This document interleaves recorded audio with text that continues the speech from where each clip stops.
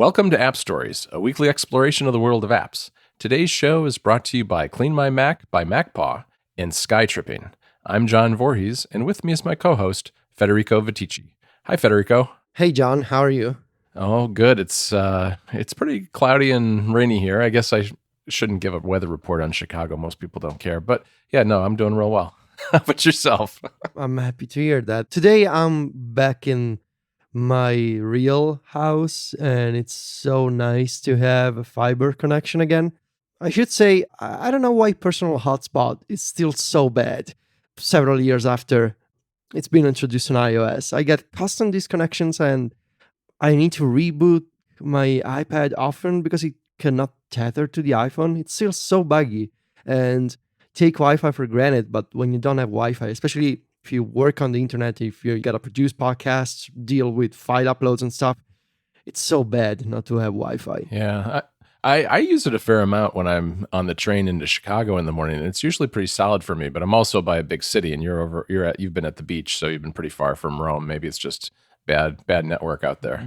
Bad signal. Yeah, I think so. Yeah. So before we talk about another iOS 11 topic that is not necessarily about iOS 11, but more about the App Store, I think we have some extended follow-up about a topic that we covered previously. Yeah, we talked several weeks ago about app subscriptions because that's a feature that Apple introduced a while back. And a lot of apps I shouldn't say a lot, several high-profile apps have been moving to subscription models for pricing. And a couple of weeks ago, Ulysses moved to a subscription model. And we wanted to just talk about it and follow up a little bit because there was a lot of fallout from that. There were a lot of people who were very upset, which seems to be kind of the pattern. I mean, you know, a lot of these apps we've seen go to subscription have been paid up front before, and oftentimes there are apps that have been around for a while and they have a lot of users. They're popular apps. And when they go to a subscription model, a certain number of the users get very upset with the developers. Yeah, this is a common, I think, reaction, especially for apps that are not born as subscription apps. So if you take a look at, for example, Bear, the note-taking app on iOS, it launched last year as a subscription app. So right from the start, it was not a paid upfront app that later switched to a subscription, but it launched with that kind of model from the very first version. And so I think that when developers do that, it helps sort of setting the guidelines for the app and setting a different mindset and reaching a different customer right at launch instead of starting with a traditional model and then trying to switch gears, maybe even several years after an app has been on the market, such as the case of Ulysses.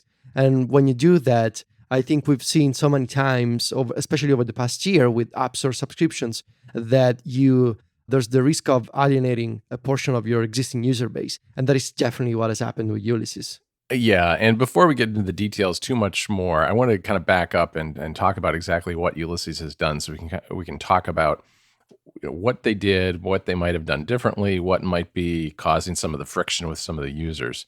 So when they went to a subscription model, that allowed Ulysses to do a 14-day free trial. So now there's a 14-day free trial if you are new to Ulysses. And after 14 days, you go into read-only mode. So you can still look at all your documents and you can export them and do things like that, but you're no longer able to edit documents. The pricing was set at $4.99 per month or $40 a year. If you were an existing customer, however, depending on when you bought either the Mac version and or the iOS version, you got some free months. And they were very generous with this, I think, because I think I started using Ulysses. It was probably, it was a long time ago. It was last April and May. It was after you, but it was not that long after Dave Chartier did the review, which I looked back and it was March of 2016, right? Yep. So you, I think, started using it very quickly after Dave's review, and I maybe trailed you by a month or so. But right. And so I bought both the Mac version and the iOS version and got 2 free months, which I was surprised at because it's been over a year since I purchased both apps and haven't paid anything in the interim. So that was what was offered to existing customers. In addition, there is subscribing unlocks both apps. So you get with that subscription both the iOS version and the Mac version. Students have special pricing. It's $11 for 6-month periods. And there is a lifetime discount that is offered for a limited time for existing customers on the pricing that I mentioned. It's 50% off. Yeah, and I also think that if you're an existing customer on the setup subscription service, I think that also unlocks the iOS version, right? Right, that's correct. I mean, one thing that I immediately wondered was whether, given that they're going to their own subscription model, whether Ulysses would stay in SetApp, which is a subscription model that has 87 apps in it that's run by MacPaw, and that's $10 a month. Ulysses still is in there, and I don't think it was ready the day that Ulysses launched a subscription, but they said that they would be making it so you'd be able to unlock iOS as well. And one clarification that's worth mentioning, I think this is an important part of our discussion, is that the 50% off the price for existing customers is off of the monthly price, not the yearly price, which I think is one of the things that got a certain number of people upset about the pricing model. I've been checking out the replies to Ulysses on Twitter, and it feels to me like the common reaction is that, well, maybe there's two common reactions that I've seen. One is, I don't want to subscribe to a text editor, because a lot of people, I think, they don't feel like this kind of native app that doesn't have like a web component, even if Ulysses uses iCloud and a bunch of iCloud APIs behind the scenes. So it does work with the web, but it doesn't have a proprietary web service. And I feel like people are more inclined to pay a subscription for something that resembles the energy bill, for example, like a web service like Todoist or Slack. There's a service that runs in the cloud and it's not built into the device. So I think there's an element of the more these apps are native to the platform and the more they sort of abstract the complexity of their web features, the less people think it's a service. So even if Ulysses uses iCloud and all these other technologies, a lot of people think, it's just a text editor, just a note-taking app. I don't want to subscribe to a note-taking app. Right. And there's also the element of, I think, indies trying subscriptions and some users and maybe even competing developers thinking that they want to appear like a big company, where instead some people think that indie developers and smaller studios should stay quote unquote true to their roots and use a paid upfront model, as if there's no room for experimenting with different subscription models or free trials or whatever. So there's an element of, let the big companies like Adobe and Slack and Dropbox do subscriptions. We, the indie folks, should stick to the paid upfront model, which I strongly disagree with. Yeah, I have a real problem with that too. I mean, the reason that Ulysses went to this model is because they want to create a sustainable business and have this app survive and be around for a long time, which is exactly what you and I want and a lot of other people want. And saying to someone that you should stick to a model that you're unable to pay the people who work on your app is kind of ridiculous to me. But yes, yeah, I agree. And I think you're hitting on something important with the native apps too, because text editors are an interesting category, because there's a very wide range of text editors, from some that are very, very simple all the way up to something like Ulysses, or even if you want to move even into things like Word or other types of more word processor type apps. It's a continuum, and Ulysses, people may not view it necessarily where I think it is, which is very much on the pro end, and think, well, there's so many text editors out there that are free or only cost $2 or $3 or $5. Why would I pay a continuing fee for something like Ulysses? And I think the answer is, in fact, that it is a pro app, and there's a lot going on with this. And maybe if you don't need those features, maybe that's not the right app for you. Yeah, exactly. And one of the things about Ulysses is, even if it looks like a simple text editor, because by design the developers try to remove as much complexity as possible, it's a very powerful and complex app. Can export in multiple formats like EPUB and PDF and Markdown.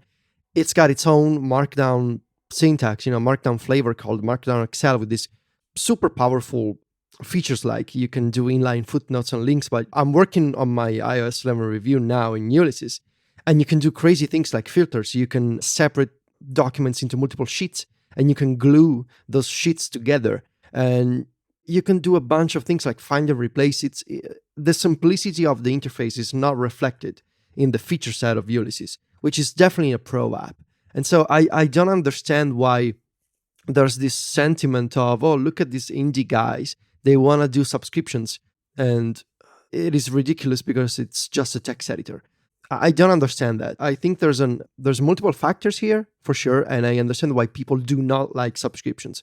One of the main counter arguments that I see often is whenever a developer goes with the subscription model, they increase the price of the app that they used to ask with the old model in the past. And I think that's the main point. Whereas usually apps before they go subscription, they try to appeal to two types of user: the existing loyal customer and the new user, the new customer that is not familiar with the product. Whereas I think when they switch to subscription, the priorities change, and you try to find new customers, to find new users, but also to retain them over time, to justify making a product over time, making it better as it goes, instead of let's just sell you one version and then give you a couple of years of free updates and then we'll see what happens. So you change the type of audience that you prioritize with your time and with your resources. You go after people like me and John, for example. We are dedicated Ulysses users who spend every single day in the app working on documents and articles that allow us to do this for a living. And so you, instead of trying to always come up with new features, I'm reminded of the scene in Mad Men when Don Draper says that there's something about new, that it creates a niche with people. It demands your attention when something is new. Whereas if you switch to the subscription, you become more of something like Club McStories in a way. We try to go after people who love us already, who like what we do, and we want to keep those people around. And that's a big difference. And I think as more apps switch to this model, there will be some consolidation. Because if I'm a Ulysses subscriber, maybe now I'm less inclined to switch text editors, to try different apps, because it creates a lock-in effect. Now I'm subscribed to Ulysses. I know that it works for me. I'm supporting the developers with my money every single month. And why should I switch? And I think what we're seeing now, what we saw it last year with the first wave of subscription apps, we're seeing it now as other developers also announce these changes. We're seeing that people and the developers and users are settling on this idea. And I'm curious to see how maybe next year how things will look.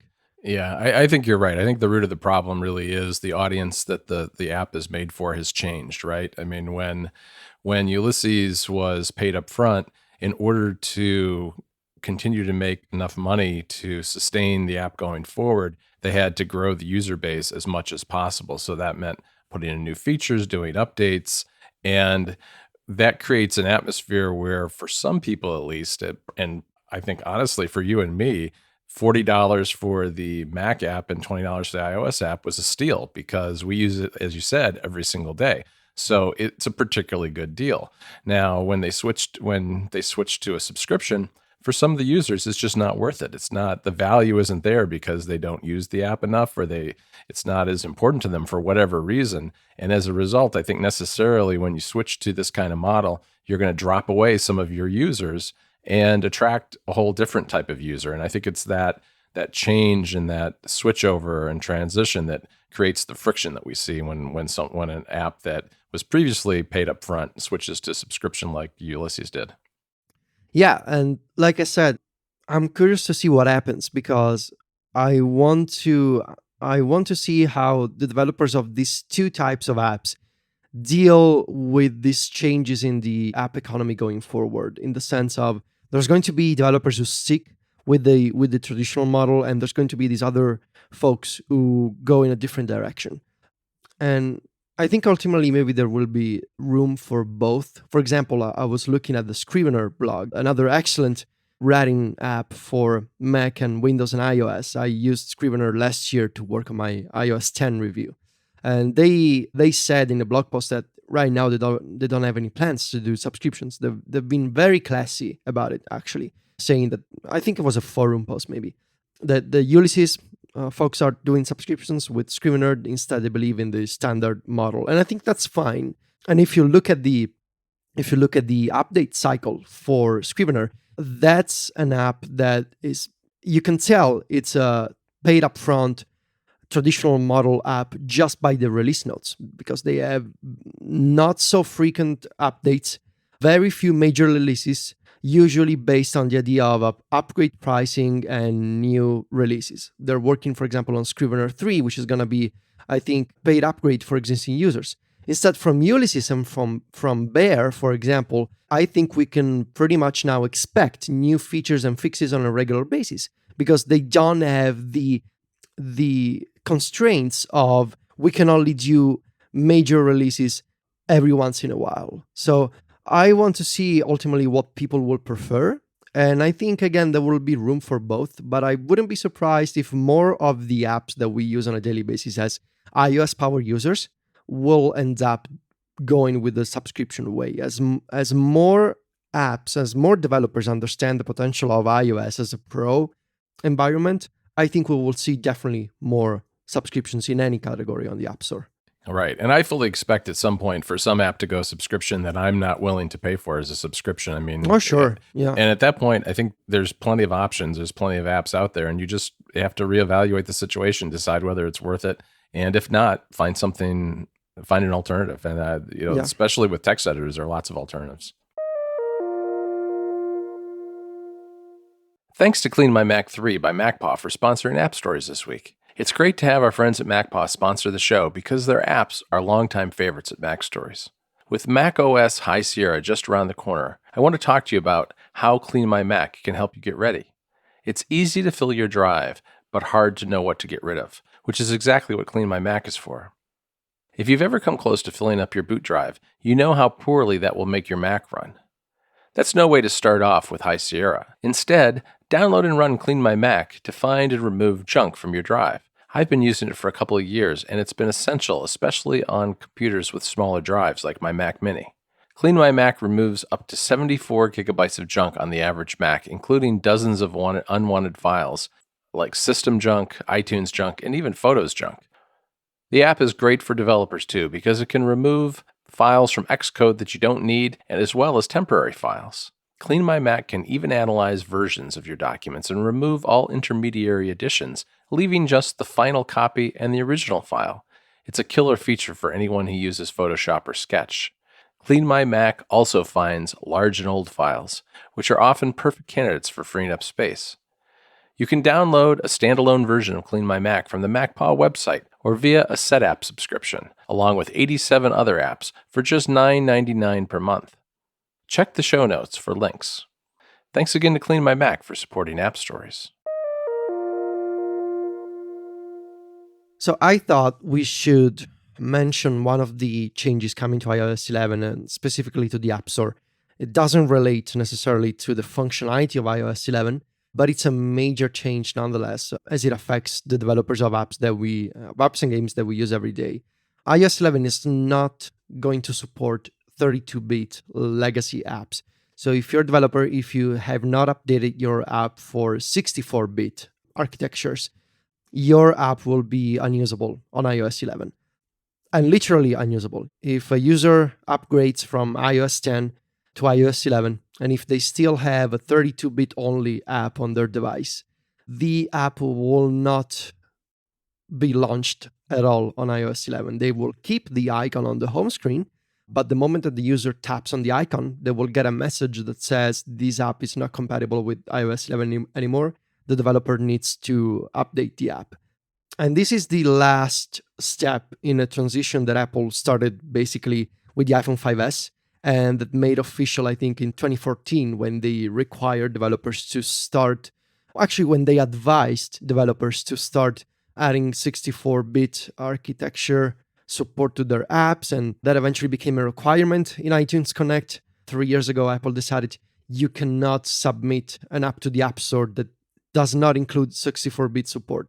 And that requirement over the past 3 years increased until last year when Apple said, we are going to get rid of, they didn't specifically say abandonware on the App Store, but Apple announced a major cleanup of the App Store. They were going to remove apps that hadn't been updated in a few years with support for the latest hardware. And also simultaneously, last year during the iOS 10 beta period, Apple brought this dialogue that was also displayed on iOS 9 in 2015, but in 2016 it kind of came back. And when you try to open a 32-bit app on iOS 10, you got this message that said, this app in a future version of iOS may not run at all. And so Apple sort of strongly hinted at the possibility of iOS going 64-bit only in the future. And also with iOS 10, Apple created this special section of the Settings app, listing all of these potentially problematic apps that in the future, in an unspecified future, may not be compatible with the iPhone and iPad.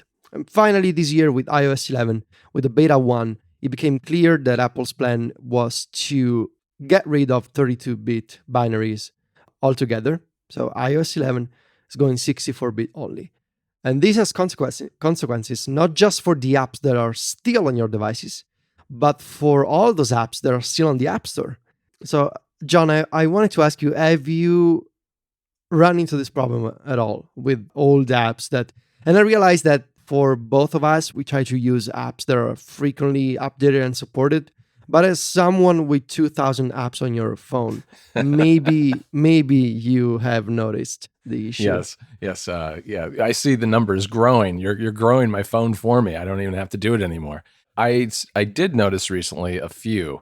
I went into that settings page that you mentioned, and I think, of all those hundreds of apps that I had on my phone, I think I had 3 maybe. There were, it wasn't many, and I just got rid of them because to me, if there's an app that hasn't been updated at this point, this close to the launch of iOS 11, it's probably not going to be. So I probably ought to just take it off my phone. So that was part of I have been cleaning house, and that was part of the process. Yeah, and apps that have not been updated for 64-bit, most likely we're talking about apps that were last updated in 2013 before the iPhone 5S brought the A7 64-bit CPU. Right. So we're talking about 4-year-old apps that have not received any update.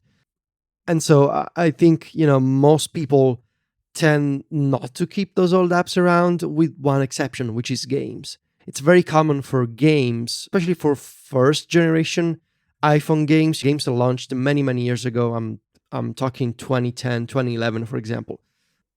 Those games, it's not unusual to come across a title that was released on the first iPad, maybe 2010, got an update for the iPad 2, maybe for the iPad 3 with the Retina display, and then was left on the App Store and never received any other update. That's true. I also wonder, though, how many people really understand what 64-bit or 32-bit is, and whether, I'm sure there are people who just have had an iPhone for many years and downloaded things from time to time, and then just never really cleaned up their home screens, and that those are just sitting there, and it's going to be, I think, a rude awakening for at least some users.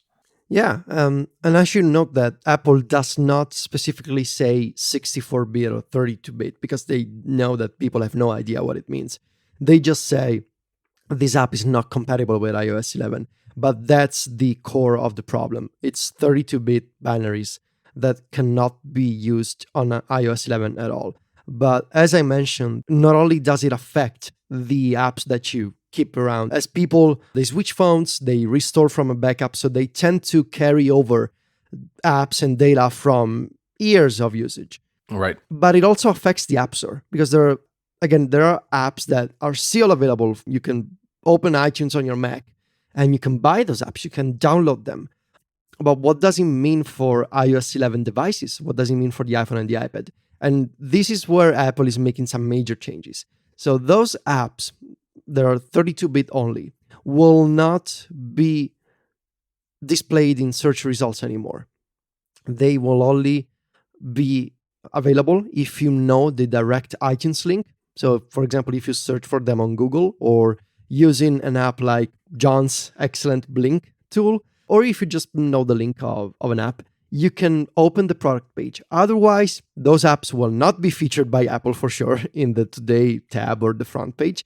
They will not be available in search. They can only be reached from the direct link, or if it's an app or a game that you previously purchased, you can still view them in your purchased section of the App Store account. However, if you find a way to open the product page, you will get this banner, this message at the top that says, this app is not compatible with iOS 11. There will not be a download button because it'll be grayed out. It cannot be used. So you can only view the description or maybe open the developer's website if you want to get in touch with them and ask them why they don't have an iOS 11 update. So on the device, the apps cannot be launched. They cannot be opened. On the App Store, those apps are hidden from the search results. They can only be reached either if you know the link or if they were previously purchased with your Apple ID. And you get a warning if you click on a bundle too, right? Yes.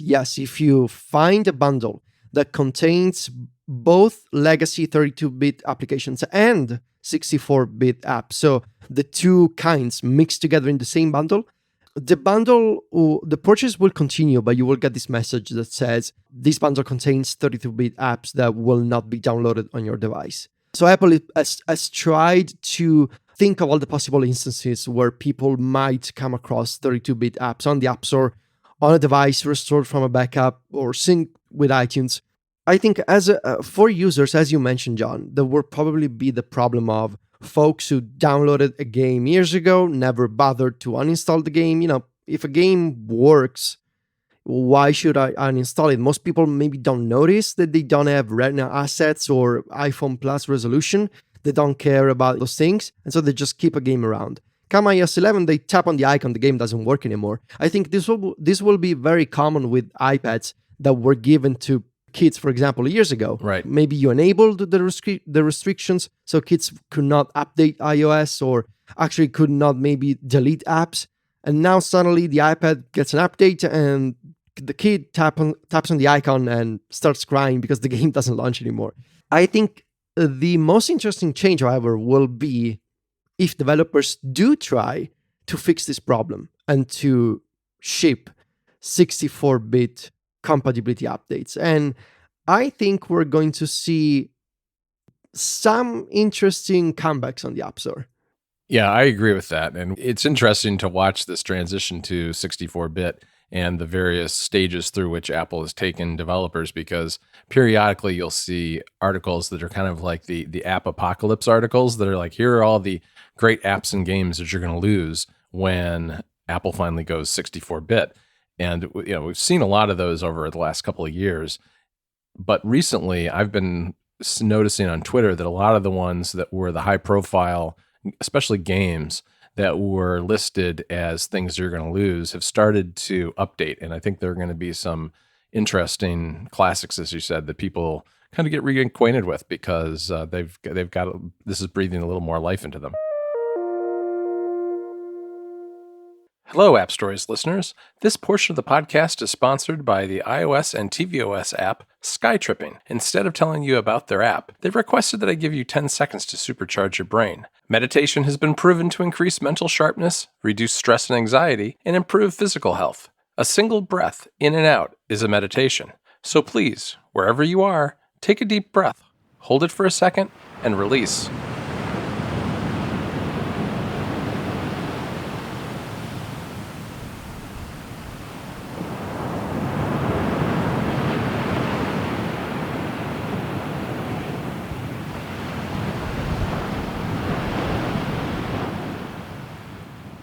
Thanks to Skytripping for supporting App Stories.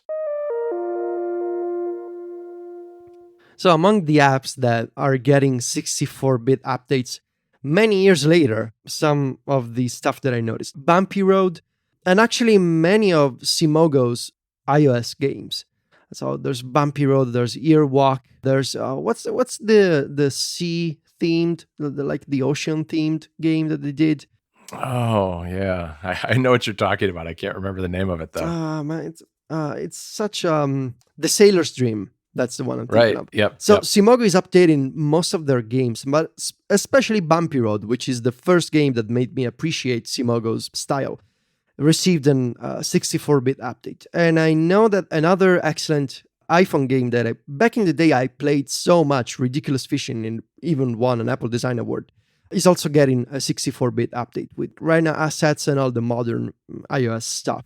Cannabalt, perhaps the first popular Endless Runner on the iPhone, got a 64-bit update. And even Google Earth received support for iOS 11. Yeah, we covered Google Earth on Mac Stories just a week or two ago, and the update's really nice. It wasn't simply a 64-bit update, but that was a big part of it because it wasn't going to work anymore. So they took the opportunity to also add a bunch of functionality too. And also, I saw from this Fast Company article about the end of 32-bit apps and the games that will receive updates.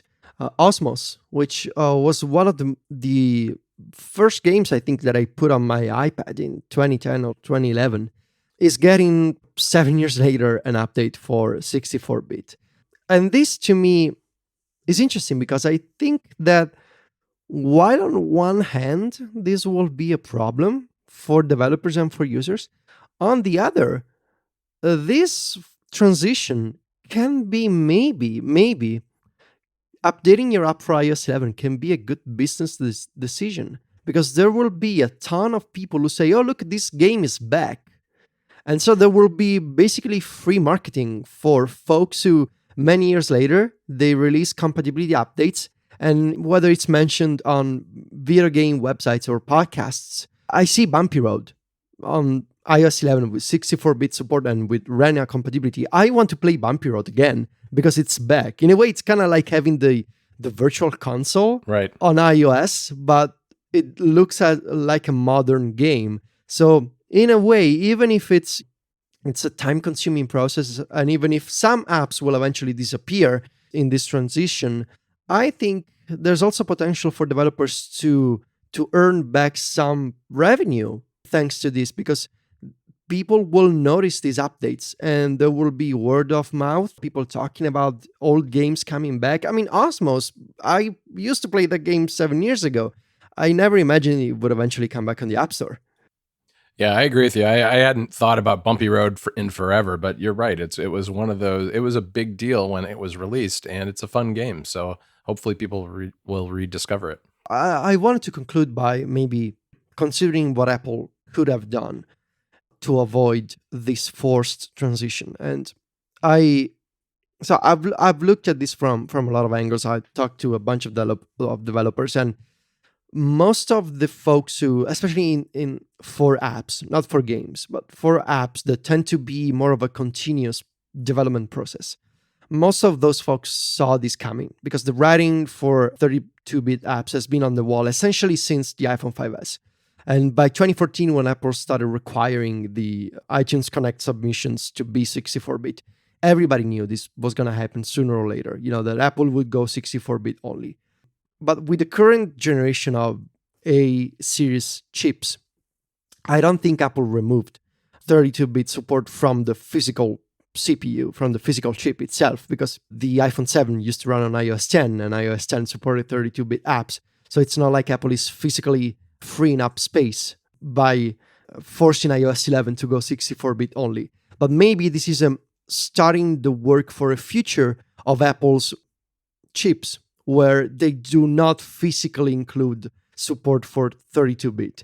And maybe that allows them to shrink the chips, even make them smaller or make them more powerful by adopting 64-bit everywhere. I don't know, but it looks like Apple needed to do this now to ensure that devices will always be faster, always be more powerful, and to remove what they see as a legacy component from the iOS ecosystem. And I think most developers saw this coming, but there's the exception of games. So I wonder if maybe Apple could have come up with with an emulation mode or something to make sure that those excellent games will not be lost I just saw the other day on the Double Fine blog, Double Fine, they make popular adventure games, including Broken Age on iOS. And one of their early iPhone games, Drop Chord, is going to be removed from the App Store because it doesn't make sense for them, they say, to update it for 64-bit. And so I wonder if maybe not now, maybe in the future, maybe a couple of years from now, Apple will do a classic iOS game emulation mode and allow those old games to be enjoyed again. Or maybe 20 years from now, we'll still be doing App Stories episode 2000, and we'll talk about the Internet Archive rolling out support for iOS classic game emulation mode. I don't know. Maybe. I don't know. That's a few episodes away, but this is just number 20, so we'll have to see. That's all. I've got a few to go. It's only 1980 episodes away, John. Okay, we'll get that done by next week. Sure. All right. Well, that's it for this week, folks. Thanks again to our sponsors, Clean My Mac and Skytripping. We'll be back next week with another episode. In the meantime, head on over to appstories.net to check out the episode notes. And as always, you can find us both writing on macstories.net and on Twitter, where Federico is at Viticci, that's VITICCI, and I'm at John Voorhees, JOHNVOORHWS. Talk to you next week, Federico. Ciao, John.